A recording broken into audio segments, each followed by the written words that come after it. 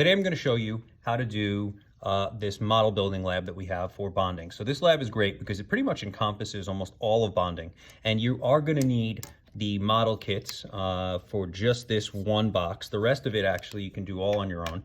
So for the first problem, we'll do H2. This is going to be the bond polarity, or the END. So all I need to know is, are the bonds polar or non-polar? So we can save ourselves a lot of time, and you could say END equals 0 for this case. So non-polar, covalent. For the second one, it would be END doesn't equal 0. That's what the line through it means. So therefore, and you don't get to abbreviate anything, just so you know. But so to save time, I don't want you looking. You don't have to look up the ENDs for these and subtract. You can just say, all right, since the H's are the same because they're the same element, I know it's going to be 0, whatever it happens to be. And since H and Cl are different elements, I know it's not going to be 0, whatever they happen to be. I'll save myself a little time. Next thing, you're going to show the bonding.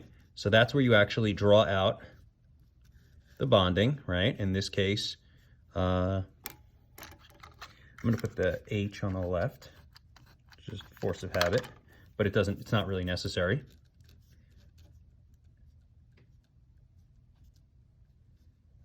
And there you go. And then you're going to do your Lewis dot structure where you clean them up. And this one's going to look like this. Don't forget about the lone pairs or the bond polarity. The model structure, you're actually going to draw it out from the model kits and color it in using the exact same colors. So for this first one, it's a little hard because here I'll use a different color. This first one's going to look like this. It's going to be, and I'll show you a picture of it. There's the bond in the middle. You'll see it's an actual stick, so I'm drawing it a little bit thicker than a single line. And the H's are going to be colored, so you're going to color them in. Okay, and that's it. And for the next one, it would be one's going to be yellow and one is going to be green. Now it's not the greenest of greens, but there we go, good enough. And then the bonds themselves are going to be blue. So there I'm coloring in my bonds. There's only a single bond, so I'm doing one. And there's the molecules. Name of shape.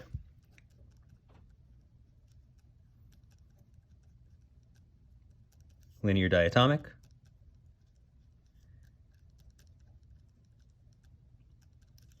All right, molecule polarity is SNAP. It's either symmetrical and nonpolar or asymmetrical and polar. So this first one is symmetrical. Nonpolar, the second one. And again, the way you test that is you draw 2 lines of symmetry through it. You could draw it through this, or you could do it through the model kit, it doesn't matter. So one line of symmetry, other line of symmetry, and for this one it would fail immediately as soon as you go that direction. I'm not even going to do the other one. And then the intermolecular force is going to be the intermolecular force that is present in that molecule. So for this one, we're going to call them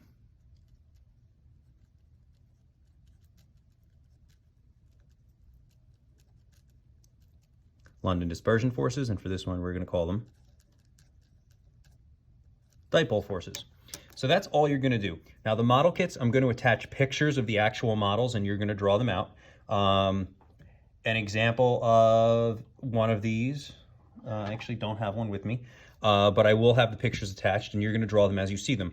Do not just draw them as they are. So if there's, for example, in CO2, there's a double bond. So I'm going to want to see 2 bonds that are curving. I don't care if they're springs or not, but you're going to literally connect these 2 as you see it. So one up and one down, kind of arching, and then you're going to color them in blue. If it were a triple bond, there'd be 3 of them, one through the middle. If it's a single bond, it's a straight line. So I will know if you're using the model kits or looking at the pictures, depending on how you draw the model structure, and that's pretty much it. Now, here's the key that tells you what you're going to color everything, but I've had these, I pre-built these models, so that should make things a little bit easier for you. You're going to keep going through the first page to the second. Again, these are all molecules that we have drawn many, many, many times. One thing you may want to notice, and this again, I'm just harping on this again, is that certain elements like carbon and silicone, I make the same color, and there's a very easy reason for that. Since carbon and silicone both have 4 valence electrons. They form very similar shapes and molecules. Since O and S both have 6 valence electrons, they're going to do very similar things. N and P, same deal. And then the entire group of the halogens down to iodine, they are going to also do very similar things because they have the same number of valence electrons. So you're going to do that for these guys. Then we're going to do, this is the series, which if you look at these are drawn out multiple times. I've had you draw this whole series, CH4, then you lose an H, gain a Cl in its place, lose another H, gain another Cl, and you keep going until you have all Cls. I'm going to make you do that one.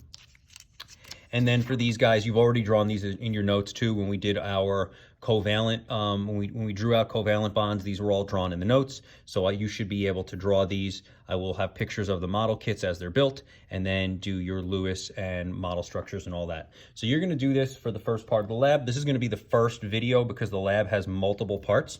So once you have all of that done, I'm going to then I'll do a second video for the different parts of this lab. This is just part 1.